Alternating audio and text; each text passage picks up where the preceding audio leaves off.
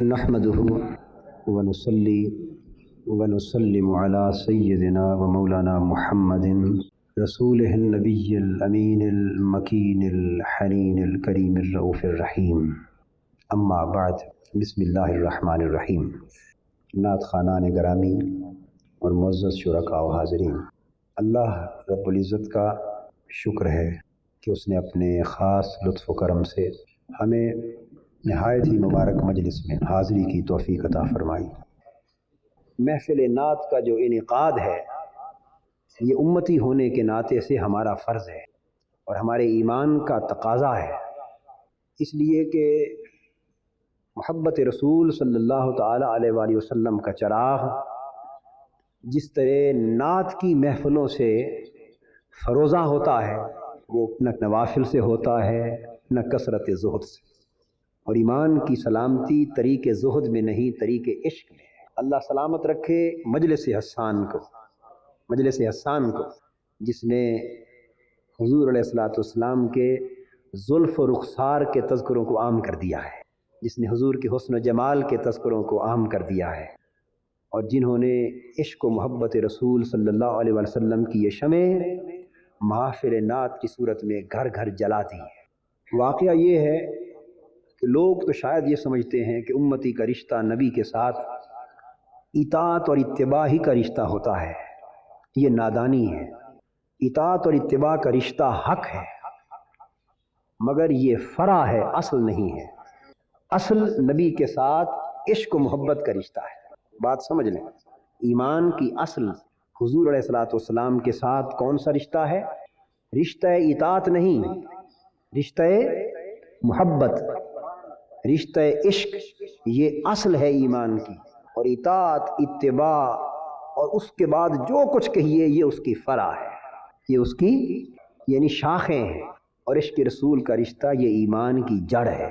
جڑ سلامت ہو تو شاخیں ہری بھری رہتی ہیں، جڑ سلامت ہو تو پھل شاخوں پر پھل لگنے کے بھی امکان رہتے ہیں، اور اگر بوجود کوئی پھل لگے گل جائے، لگے سڑ جائے، خراب ہو جائے، مگر جڑ سلامت ہو تو پھر بھی اچھا پھل لگ جاتا ہے، پتے پھل پھول سب لگ جاتے ہیں، اس لیے کہ اصل جو سلامت ہے۔ اور اس کے برعکس اگر جڑ گل جائے اور آپ اب شاخوں پہ پھلوں کی توقع کریں تو ای محال استو جنو، یہ نادانی کی بات ہے۔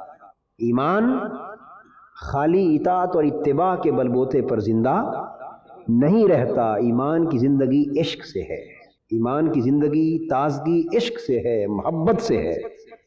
اگر یہ چیز سلامت ہو گئی تو ایمان بچ گیا، پھر اطاعت اور اتباع یہ اس کے شرائط ہیں، یہ اس کے تقاضے ہیں، یہ اس کی علامتیں ہیں، اس سے پھر رونق بڑھتی ہے، پھر درخت سایہ دار بنتا ہے، لوگوں کو فیض ملتے ہیں۔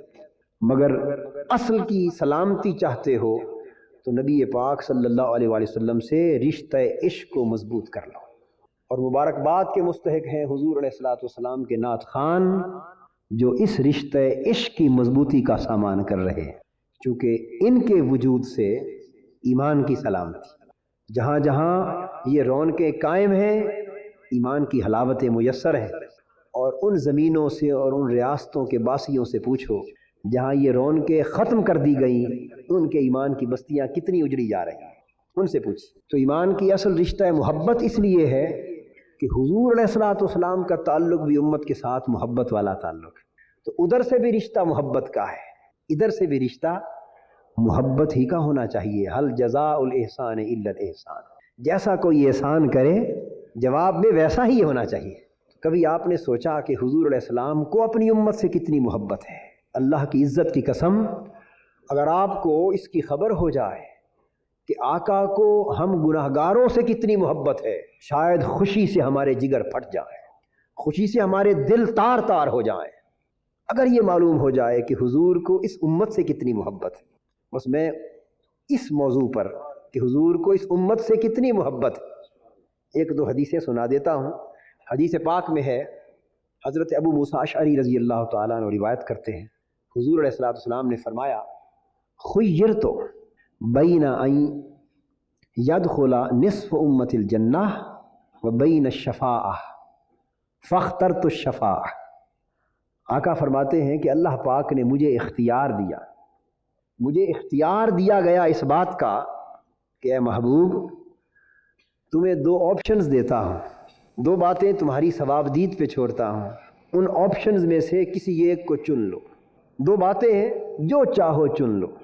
حضور علیہ الصلوۃ والسلام فرماتے ہیں کہ اللہ پاک نے ایک آپشن تو یہ دی کہ فرمایا کہ محبوب اگر چاہتے ہو تو گن کر اپنی آدھی امت کو بغیر حساب کے بخشوا لو۔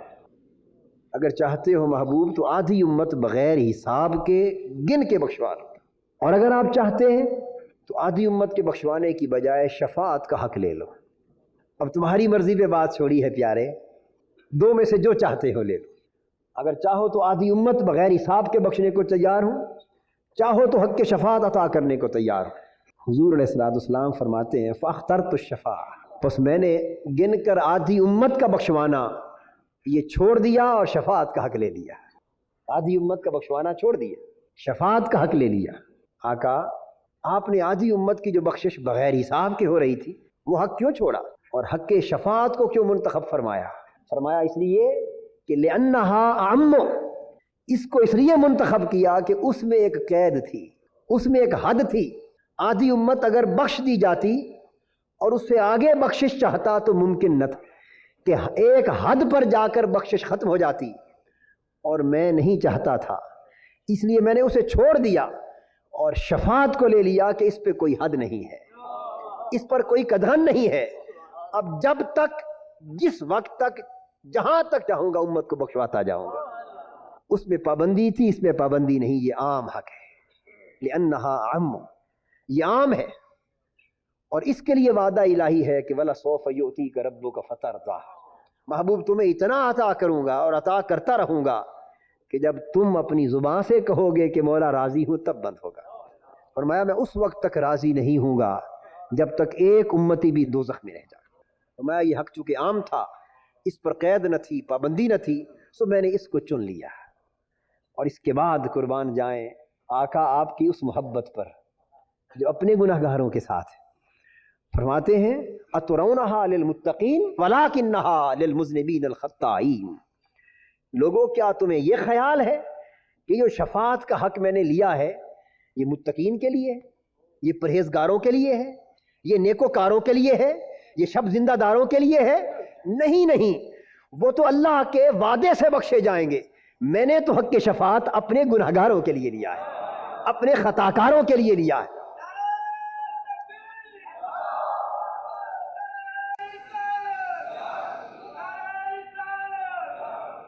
اس لیے کہ جو نیکوکار ہیں ان کی بخشش کا تو وعدہ الہی ہے، ان کی بخشش کا تو وعدہ الہی، وہ تو اللہ کی رحمت سے بخشے ہی جائیں گے۔ میں نے جو حق بخشش کا بے حساب مانگا ہے یہ اپنے گناہ گاروں کے لیے مانگا ہے، اپنے خطا کاروں کے لیے مانگا۔ ایک حدیث ایک اور مقام پر حضور علیہ الصلوۃ والسلام فرماتے ہیں، آقا فرماتے ہیں قیامت کا منظر بیان کر رہے ہیں، فرماتے ہیں یوضع للانبیاء منابر یجلسون علیہا ویبقى منبری لا اجلس علیہ قائما بین یدی ربی منتصبا فیقول اللہ تبارک و تعالی یا محمد صلی اللہ علیہ وسلم ما تريد ان اصنع بامتک فاقول یا اللہ اجل حسابهم فیدعى بهم فیحاسبون فمنهم من يدخل الجنة برحمته ومنهم من يدخل الجنة بشفاعتي ولا أزال أشفع حتى آتى سكاكا برجال وإن خازن النار ليقول يا محمد صلى الله عليه وآله وسلم ما تركت لغضب ربك من أمة من نقمة۔ فرماتے ہیں کہ قیامت کا دن ہوگا، تمام انبیاء کے لیے ممبر، کرسیاں بچھا دی جائیں گی، اور تمام انبیاء اور رسول اپنی اپنی کرسیوں پر تشریف فرما ہوں گے، اپنی اپنی ممبروں پر بیٹھ جائیں گے، ان کی مسندیں ان کے سیج سجے ہوں گے اور وہ اپنی مسندوں پر تشریف فرما ہوں گے، جلوہ افروز ہوں گے۔ سارے ممبر انبیاء علیہ السلام کی نشستوں کی زینت بن چکے ہوں گے سوائے میرے ممبر کے، میرا ممبر خالی ہوگا، میں اس پر نہیں بیٹھوں گا۔ حضور نہیں بیٹھیں گے، کہاں ہوں گے؟ فرماتے ہیں کہ میں اپنے مولا کے حضور سراپا سوال بن کے کھڑا ہوں گا، اپنے اللہ کے حضور سراپا سوال بن کے کھڑا ہوں گا، ممبر پر نہیں بیٹھوں گا۔ اس وقت میرا اللہ مجھ سے پوچھے گا کہ اے محبوب صلی اللہ علیہ وسلم بول تو کیا چاہتا ہے؟ بول محبوب ما تريد ان اصنع بامتک، یہ الفاظ قابل توجہ. میرے محبوب بول تم کیا چاہتے ہو کہ تمہاری امت کے ساتھ کیا سلوک کرو. جو چاہتے ہو وہی سلوک کر دیتا، جیسا چاہتے ہو وہی برتاؤ کر دیتا. بس تو زبان کھول محبوب، آج تیرے بولنے کا دن ہے، آج تیرے مانگنے کا دن ہے، آج تیری چاہتوں کی تکمیل کا دن ہے، آج تیری عظمتوں اور تیری رفتوں کو دنیا کو دکھانے کا دن ہے، آج تیری سطوتوں کا مشاہدہ کرائے جانے کا دن ہے. محبوب آج عدالت میری ہے، فیصلہ تیرا ہوگا. محبوب آج نافذ کرنے والا میں ہوں، چاہت تیری ہوگی. تو اپنی پیاری پیاری میٹھی زبان ہلا، بول بول، جو تو کہے گا تیری امت کے ساتھ وہی ہوگا. آقا فرماتے ہیں کہ میں عرض کروں گا باری تعالیٰ اجل حسابہم. یہ سورج دیکھ سوے نیزے پر ہے، لوگ نفسا نفسی پکار رہے ہیں، پریشان حال ہے، عجیب کیفیت ہے، لوگ بڑے تنگ ہیں. تو مولا میں تو یہ چاہتا ہوں کہ تو جان تیری قیامت جانے، میری امت کا حساب جلدی کر. تو جان تیری قیامت جانے، بس میں تو یہ کہتا ہوں کہ میری امت کا حساب جلدی کر. قربان جائے آقا آپ کی محبتوں پر، آپ کی شفقتوں پر. اجل حسابہم، مولا میری امت کا حساب جلدی کر. نہیں عرض کیا کہ بخش میری امت کو، نہیں، ان کا حساب جلدی کر، تاکہ جو تیرے کھاتے والے ہیں وہ تو جنت میں جائیں، پھر بقیہ کی بات میں کر لوں گا. اجل حسابہم، ترازو لگا، تکڑی لگا، میری امت کا حساب کر. نیکوکار تیرے ہیں، گناہگار میرے ہیں، اپنوں کا حساب کر، جنت میں بھیج، پھر بات کروں گا، پھر بات ہوگی.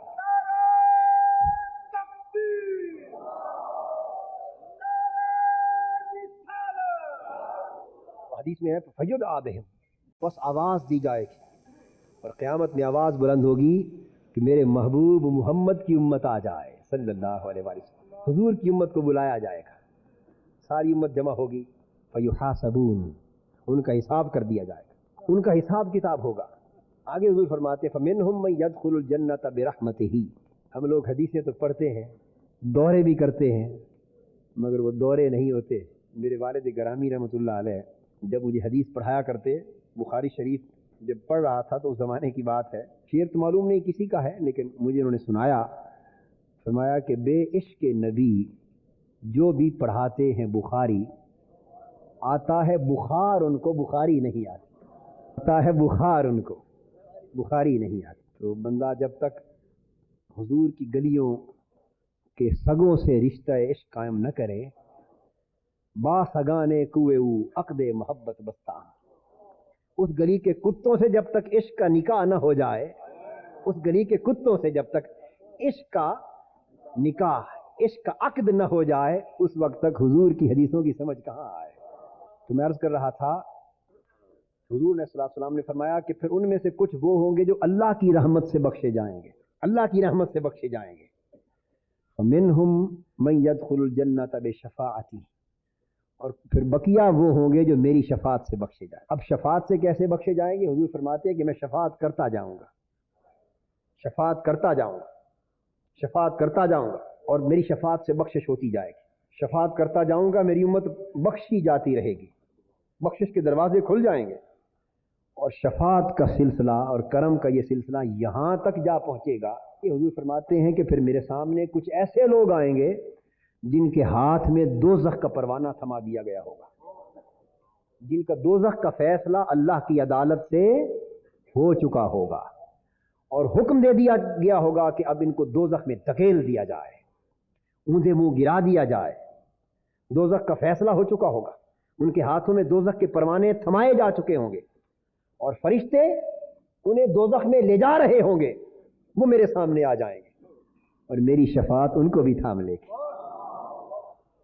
جب ان کو بھی تھام لے گی اور انہیں بھی جنت میں بھجوا دوں گا، تو اس وقت دوزخ کا داروغہ بولے گا، فَإِنَّ خَازِنَ النَّارِ لَيَقُولُ، دوزخ کا داروغہ بول اٹھے گا کہ حضور اجازت ہو تو ایک سوال کروں.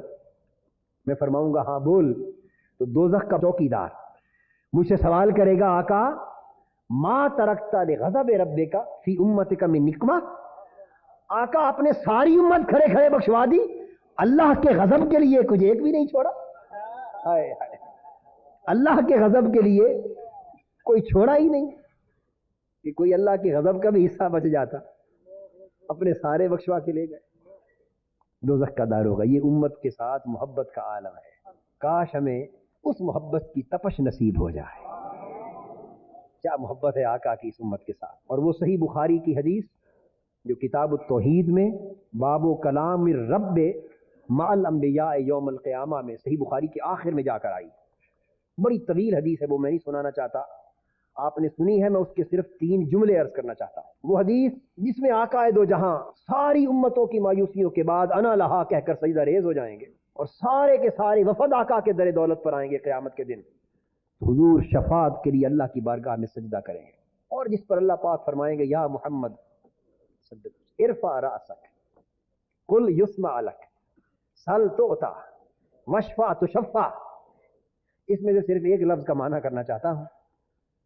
محبوب سے فرمایا جائے گا یا محمد ارفع رأسک، ارفع رأسک کا معنی ہے کہ اے محبوب اپنا سر اٹھا۔ میں ترجمہ ایک اور کرنا چاہتا ہوں اگر آپ اجازت دیں۔ ارفع رأسک کا معنی تو یہی ہے لفظی کہ سر اٹھا، مگر جب سجدے میں سر ہوتا ہے تو چہرہ نیچے ہوتا ہے۔ اللہ فرما رہا ہے محبوب ذرا مکھڑا اوپر کر، سر اٹھا، میرے محبوب مکھڑا اوپر کر، اپنا مکھڑا دکھا اور بول، لبوں کو ہلا اور مانگ اور شفاعت کر، آج تیرا دن ہے۔ تو آقا فرماتے ہیں میں عرض کروں گا رب امتی امتی، میرے اللہ ہائے میری امت، ہائے میری امت۔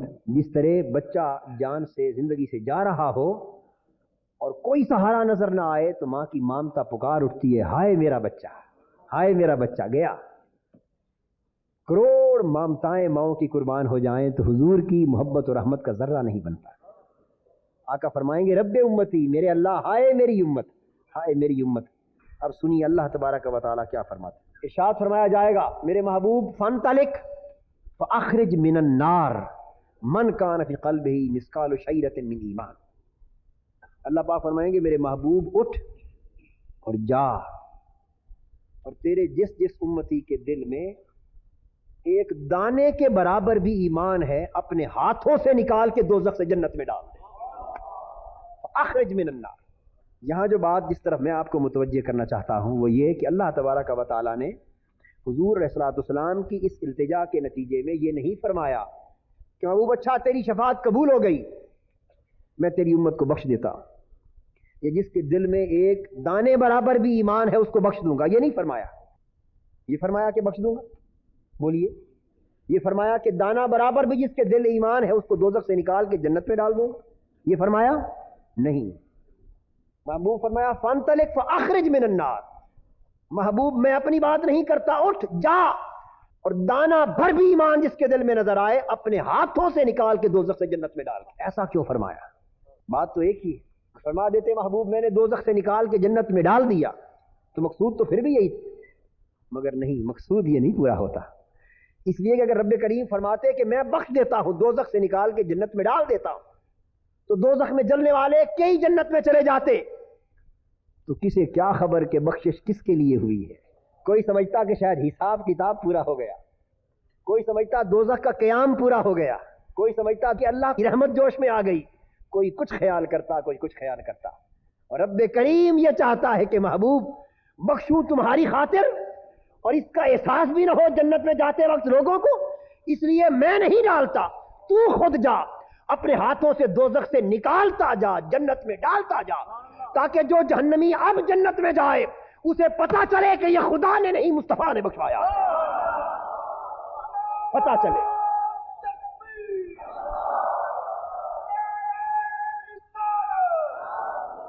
اسے محبوب تیرے اختیار کا پتا چلے، اسے قیامت کے دن تیری شانوں کا پتا چلے، تیرے مقام محبوبیت کا پتا چلے، تیری شان مقربیت کا پتا چلے، تیری عظمت شفاعت کا پتا چلے، اور پتا چلے کہ محبوب ایسا صاحب عزم ہے کہ ہاتھوں سے نکال نکال کے دوستیوں کو جنتی بنا رہا۔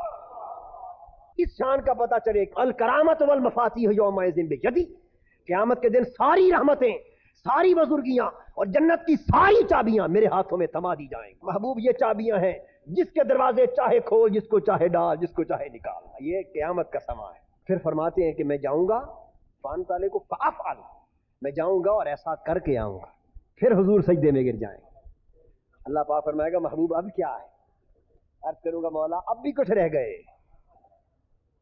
وہ دانا بھر ایمان رکھنے والوں کو تو نکال کے جنت میں ڈال آیا، مگر کچھ ایسے بھی تو ہیں جن کے دل میں ایمان تھا مگر دانے سے کم تھا. وہ رہ گئے. وہ تو ایک حد تھی، دانے تک اوپر کو تو نکال دیا، اس سے نچلے رہ گئے. پھر سجدے میں گر جاؤں گا. تو میں کہا محبوب تیرے لیے کون سی حد ہے؟ پھر فرمایا میرے محبوب اب جا. وہ تو دانا بھر ایمان والوں کو بخش کے آیا تھا، اب جس کے دل میں رائی کے دانے یا اس کے ایک ذرے برابر بھی ایمان ہے اپنے ہاتھوں سے جا کے جنت میں ڈال دے. رائی کا دانا یا ذرے برابر بھی اس کا ایمان، جا جنت میں ڈال دے. آقا فرماتے ہیں فَأَنْتَ لَكُ فَأَفْعَلْ، میں جاؤں گا ایسا کر کے آؤں گا اور پھر سجدے میں گر جاؤں گا. پھر آواز آئے گی محبوب اب کیا رہ گیا؟ عرض کروں گا مولا وہ ذرے برابر والی شرط تھی کہ جس کے اندر ذرہ برابر ایمان ہے وہ تو بخشے گئے. کچھ ایسے بھی ہیں کہ جن کے اندر ایمان ہے مگر ذرے سے بھی کم ہے. وہ حساب کر چکے، دوزخ بھگت چکے، عذاب بھگت چکے، ابھی جل رہے، ایمان رکھتے ہیں مگر ذرے سے بھی کم ہے. اب ان کو نکالنا چاہتا ہوں. اب دیکھیے حدیث پاک کے الفاظ صحیح بخاری کے. اللہ پاک فرماتے ہیں میرے محبوب فَأَنْطَلِقْ فَأَخْرِجْهُ مِنَ النَّارِ مَنْ كَانَ فِي قَلْبِهِ أَدْنَى مِثْقَالُ مِنْ حَبَّةِ ذَرَّةٍ مِنْ ایمان. میرے محبوب اب جا، اب جس کے دل میں ایک ذرہ اس سے بھی کم، اس سے بھی کم، اس سے بھی کم تر ایمان ہے تو جا کے ساروں کو جنت میں ڈال. 3 بار فرمایا ادنا ادنا ادنا. فرماتے ہیں جاؤں گا فافعل، ایسا کر کے آؤں گا، ایسا کر کے آؤں گا. یہ انس بن مالک رضی اللہ تعالیٰ عنہ نے بیان کیا. آگے ابو سعید خدری رضی اللہ تعالیٰ عنہ فرماتے ہیں کہ حضور نے فرمایا پھر 4تھی بار سجدے میں گر جاؤں گا. اللہ پاک فرمائیں گے محبوب اب کیا رہ گیا؟ اب کیا رہ گیا؟ اس وقت میں سر اٹھاؤں گا اور عرض کروں گا میرے مولا یہ ساری بخششیں حساب و کتاب کی تھی، ذرہ بر ایمان، اس سے بھی کم، اس سے بھی کم، اس سے بھی کم، یہ ساری نسبتیں اضافے تھی کہ اس سے کم، اس سے کم. اب میں یہ چاہتا ہوں میرے مولا مجھے یہ اذن دے دے کہ جس نے میرا کلمہ پڑھ لیا اس کو اٹھا کے جنت میں ڈال دو. اب حدیث پاک میں ہے کہ اللہ پاک فرمائیں گے میرے محبوب مجھے اپنی عزت کی قسم، مجھے اپنی عظمت کی قسم، اپنے جلال کی قسم، اپنی کبریائی کی قسم، اپنے جبروت کی قسم، جس نے تیرا کلمہ پڑھ لیا وہ جنت میں جائے گا. حساب کتاب چونکہ ہو چکا ہے نا، ایسی کھلی چھٹی بھی نہیں ہے کہ جسارت پہ اتر آئیں. آپ کو پتا ہے کہ فاخرجہ من النار نکالا دوزخ میں سے جا رہا ہے. ادھر دھیان رہے یہ جانتے رہے نکالا کہاں سے جا رہا ہے؟ دوزخ میں سے نکالا جا رہا ہے. اب آپ بقایا بات خود سمجھ لیں. دوزخ میں گئے تھے ہم اپنے کرتوتوں کے باعث، دوزخ میں گئے اپنے اعمال اور کرتوتوں کے باعث، اس کا حساب ہو چکا، بھگت لیا، اور جنت میں گئے حضور کی شفقتوں کے باعث.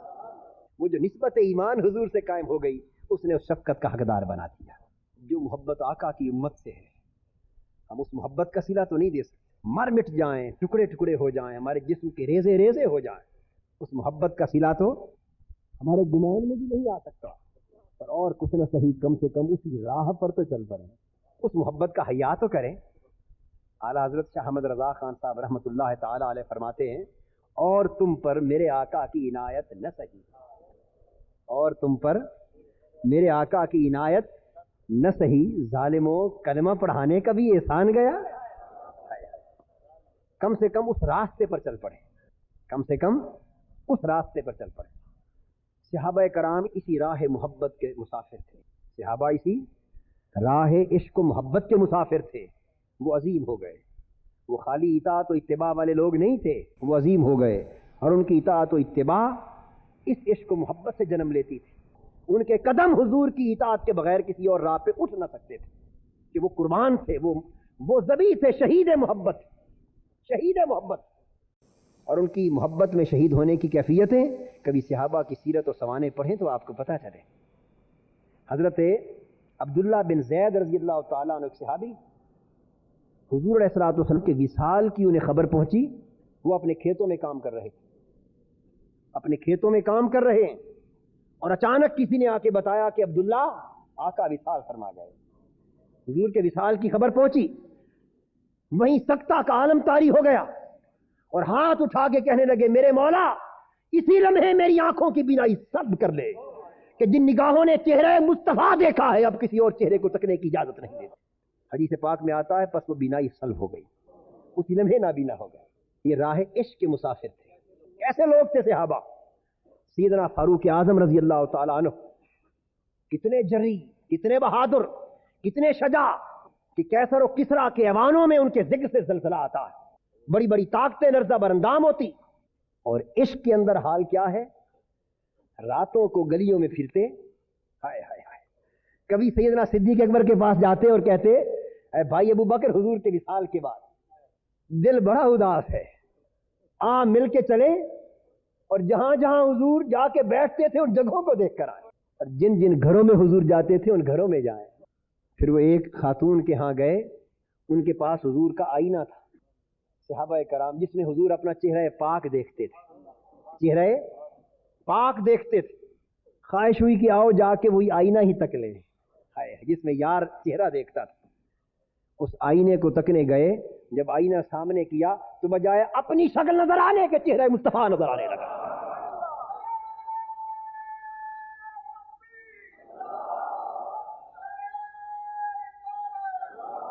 یعنی جس آئینے نے حضور کا چہرہ تک لیا, یہ حضور کا چہرہ جس آئینے میں ایک بار سما گیا اب قیامت تک اس چہرے کا نقش وہاں سے مٹ نہیں سکتا. ارے یہ تو عکس چہرہ مصطفیٰ ہے, حضور کی ذات کا تو عالم ہی کچھ اور ہے. یہ اس طرح عشق و محبت میں مارے مارے گلیوں میں پھرتے. رات کا سما ہے, آدھی رات بیت چکی. سیدنا فاروق اعظم رضی اللہ تعالیٰ عنہ شہر مدینہ کی گلیوں میں گھوم رہے. ایک دروازے پر پہنچے, اندر سے خاتون کے رونے کی آواز آئی. ایک بڑھیا خاتون رو رہی, آواز آئی. آپ نے کان لگا کے سنا, امیر المومنین ان کی خلافت کا زمانہ ہے, کان لگا کے سنا تو بڑھی خاتون رو رہی ہے اور شعر گا رہی ہے تنہا پچھلی رات کا وقت, اور شعر پڑھ رہی ہے کہ میرے محبوب آقا تم چلے گئے, درست ہے موت حق ہے ہر کسی کو جانا ہے, پر یہ وعدہ تو کر جاؤ کہ قیامت کے دن ساتھ ملا لوں گا, ساتھ ملا لوں گا, مجھے یہ وعدہ تو کر جاؤ. بس یہ آواز جو سیدنا فاروق اعظم کے کانوں پر پڑی, بے ساختہ رو دیے, سنبھل نہ سکے, بے قابو ہو گئے, رو دیے. اور پھر بات یہاں تک نہیں, دروازہ کھٹکھٹا دیا. اندر سے خاتون نے آواز دیا, کون؟ فرمایا عمر. اسے پوچھا پچھلی رات کا وقت ہے, اس وقت عمر کو کیا کام؟ فرمایا اللہ تیرا بھلا کرے خاتون دروازہ تو کھول. دروازہ کھولا. سیدنا فاروق اعظم رضی اللہ تعالیٰ عنہ اس بڑھیا خاتون کے پاس آ کر بیٹھ گئے اور بیٹھ کے رو کے فرمانے لگے کہ وہ شعر پھر سنا دے. ہائے, یہ آپ کو حسن سما کی دلیل دے رہا ہوں. کوئی کہے نا کہ یہ کیا کرتے ہیں, بیٹھے ہیں رات کے 12 بج گئے, حضور کی نعتیں سن رہے ہیں, کوئی نفل پڑھے ہوتے, کوئی سیرت کا بیان اور کیا ہوتا, کوئی حلال حرام کا تذکرہ کیا ہوتا, اوامر و نواہی کی بات کی ہوتی, کوئی تبلیغ کی اور باتیں کی ہوتی. یہ مسلسل شعر ہی ہو رہے ہیں عشق رسول کے اور حسن رسول کے اور جمال رسول کے تذکرے ہو رہے ہیں. کیا باتیں, میں اس پر سند دے رہا ہوں آپ کو. فاروق اعظم رضی اللہ تعالیٰ عنہ کی سند. مائی کے پاس بیٹھ کے فرماتے ہیں آدھی رات, فرماتے ہیں مائی وہ شعر پھر سنا دے. اس نے پھر شعر پڑھ دیے, زاروں قطار رو دیے. ایک عجیب رکت کا سما تھا, اور رو کے فرمانے لگے مائی خدا کے لیے اس شعر میں ایک ترمیم کر دے, اس شعر میں ایک ترمیم کر دے. شعر وہی پڑھ, پر جس مقام پر تو کہتی ہے نا کہ حضور مجھ سے وعدہ کر جاؤ کہ ساتھ ملا لو گے, وہاں میرا نام بھی ساتھ لے, وہاں میرا نام بھی ساتھ لے. اور آخری بات عرض کرنا چاہتا ہوں, اس صحابہ کا طریق محبت کیا تھا. ابن عساکر کہتے ہیں پوچھی حضرت بلال, جب حضور وصال فرما گئے وہ عرصے تک شہر مدینہ کی گلیوں میں دیوانہ وار پھرتے رہے. کبھی اس گلی میں جاتے, کبھی اس گلی میں جاتے, جو ملتا اسے پکڑ کے کھڑے ہو جاتے. ارے یہ ساری اطاعت کی باتیں ہیں یا عشق و محبت جنوں کی باتیں ہیں؟ اور جو ملتا اس کو پکڑ لیتے, کہتے کہیں ادھر حضور کو دیکھا ہے, ہائے ہائے ہائے, ادھر حضور کو دیکھا ہے. اور جب یہ کیفیت بہت غلبہ پا گئی تو جانے لگے, فرمانے لگے کہ اب یہاں دل نہیں لگتا, اب یہ شہر تجھے الوداع کرتا. سیدنا صدیق اکبر رضی اللہ تعالیٰ عنہ نے پکڑ لیا, فرمایا بلال یہاں رہ, مدینہ چھوڑ کے کیوں جاتا ہے؟ عرض کرنے لگے ابو بکر اگر تو نے مجھے روکنے کا حکم جو آزاد کرایا تھا اس کا بدلہ لیتا ہے تو الگ بات, اگر اللہ کے لیے آزاد کیا تھا تو مجھے چھوڑ دے, خدا کی قسم محبوب کا چہرہ نظر نہ آئے تو رہنے کو دل نہیں کرتا. ملک شام کے حلب شہر میں چلے گئے, 6 مہینے وہاں بسر کیے. سوئے ہوئے آقا خواب میں تشریف لائے, فرماتے ہیں بلال کیا ہمیں ملنے کو دل نہیں کرتا؟ حضور کرتا ہے تو آ جا، آ کے مل جا، آتا کیوں نہیں؟ آنکھ کھلی، بھاگ پڑے اونٹنی پر سوار، مدینہ پاک پہنچے، اونٹنی چھوڑ دی، مسجد نبی میں آ گئے۔ کبھی مسجد نبی کے مختلف کونوں میں جاتے، کبھی حجروں میں جاتے اور پوچھتے ادھر حضور ہے یا ادھر حضور ہے۔ جب ہر طرف پھرے نظر نہ آئے تو آقا کے مزار انور پر چہرہ رگڑ کے گر پڑے۔ عرض کیا حضور آپ نے فرمایا تھا کہ بلال آ کر مل جا، غلام حاضر ہے۔ بس اگلی آواز زبان نہیں نکل سکی، بے ہوش ہو کر گر پڑے۔ ابن عساکر بیان کرتے ہیں اور صاحب قاموس شیخ ابو یعقوب فیروز آبادی بیان کرتے ہیں، فرماتے ہیں کہ آگے آواز نہیں نکل سکی، حضرت بلال رضی اللہ تعالیٰ عنہ بے ہوش ہو کر گر پڑے۔ بس ان کی آہوزاری، چیخ اور پکار اور گری و بکا سے پورے مدینہ طیبہ میں کوہرام مچ گیا۔ لوگ جمع ہو گئے، سیدنا فاروق اعظم کی خلافت کا زمانہ ہے، لوگ آ گئے، کافی ہجوم ہو گیا۔ جب ہوش میں آئے تو انہوں نے کہا کہ بلال آج حضور والی اذان تو سنا دے، حضور والی اذان تو سنا دے۔ حضرت بلال نے کہا کہ نہیں آقا، سامنے نہ ہو تو اذان نہیں پڑھی جاتی۔ بڑی کوشش کی، آپ نے اذان نہیں پڑھی۔ صحابہ سمجھ گئے، انہوں نے کہا کہ جاؤ حسنین کریمین کو بلا کے لاؤ، وہ شہزادے کہیں گے تو بلال ٹال نہیں سکیں گے۔ حسنین کریمین کو بلایا گیا۔ یہ میں جو کچھ آپ کو بتا رہا ہوں، یہ صرف یہ نقطہ سمجھا رہا ہوں حضور علیہ الصلوۃ والسلام کے عمل پاک سے امت کے ساتھ نسبت، ادھر صحابہ کا عمل حضور سے نسبت کہ یہ طریق عشق ہے، یہ طریق زہد ہے۔ بس ایک ہی نقطہ سمجھانا چاہتا ہوں اور یہ آخری بات، یہ طریق عشق ہے، یہ طریق زہد ہے، یہ طریق فرزانگی ہے، یہ طریق دیوانگی ہے۔ میں اتنی بات سمجھانا چاہتا ہوں، بس فیصلہ آپ کر لیں اور اگر بات سمجھ میں آ جائے تو اسی طریقے پہ چل پڑو، پھر صحابہ کی پیروی رنگ لائے گی۔ حسنین کریمین آ گئے رضی اللہ تعالیٰ عنہما اور آ کے فرمایا چچا بلال، جو ہمارے نانا کے حضور اذان دیتے تھے مسجد میں، آج ہمیں بھی سنا دو۔ حضرت بلال رضی اللہ تعالیٰ عنہ اب انکار کی مجال نہ رہی، صحابہ کرام جمع ہیں، کتابوں میں آتا ہے خواتین تک جمع، بچے بوڑھے سب جمع، ایک ہجوم ہے۔ حضرت بلال نے اذان شروع کی ہے، اللہ اکبر۔ ادھر اذان کی آواز اٹھی، ادھر شہر مدینہ کے اس ہجوم میں سسکیوں کی آوازیں بلند ہونے لگی۔ اذان پڑھتے رہے، سسکیاں بلند ہوتی رہیں۔ ادھر اشہد ان محمد رسول اللہ، جب اس تک پہنچے تو اس کے بعد حضرت بلال کو ہوش نہ رہا، بے ہوش ہو کر گر پڑے۔ ایسی کیفیت ہو گئی جیسے جگر پھٹ جاتا ہے، ایسی آواز اٹھی کہ پھر آنکھیں بند ہو گئیں، بے ہوش ہو کر گر پڑے اور پورے شہر مدینہ میں کوہرام بپا ہو گیا۔ ابن عساکر بیان کرتے ہیں کہ اس دن سے بڑھ کر مدینہ میں کسی دن کوہرام نہ دیکھا گیا، اور اس دن یہ حالت ہو گئی حضرت بلال کی آواز سن کے کہ ہر ایک نے یہ سمجھا کہ شاید حضور خود تشریف لے آئے، یہ الفاظ یہ سمجھا کہ شاید حضور تشریف لے آئے، یہ کیفیت تھی۔ اور اس جیسا کوہرام پھر کسی نے مدینہ کی گلیوں میں نہ دیکھا۔ میں نے یہ سب احادیث اور اسوہ صحابہ کے چند نمونے فقط اس لیے سنائے کہ دوستو، ایمان کی نسبت ادھر سے بھی ادھر سے بھی ساری عشق و محبت کی نسبت ہے، اسے قائم کر لو تو سلامت ہو جاؤ گے۔ اور کثرت کے ساتھ نعت کی محفلیں منعقد کیا کریں، گھر گھر منعقد کیا کریں، میلاد کی محفلیں منعقد کیا کریں۔ ایمان کو وہ جلا جلسوں میں نہیں ملتی جو نعت کی محفلوں میں ملتی، جو میلاد کی محفلوں میں ملتی ہے۔ جلسوں میں انسان کو سیرت کی اصلاح کا اور اس کی بہتری کا سامان ملتا ہے، محفلوں میں عشق و محبت کا سامان ملتا ہے، اس میں تن سنورتے ہیں، ان محفلوں میں من سنورتے ہیں۔ اللہ پاک آپ سب کو اور ان محفلوں کے منتظمین کو ہمیشہ آباد رکھے، جنہوں نے ہمیں ان محفلوں کے ذریعے ایمان کی لذت اور حلاوت سے آشنا کیا، ورنہ ہم تو ویرانہ رکھنے والے لوگ تھے۔ اللہ تبارک و تعالی ہم سب کے حال پہ رحم فرمائے۔ شکریہ، وما علینا الا البلاغ۔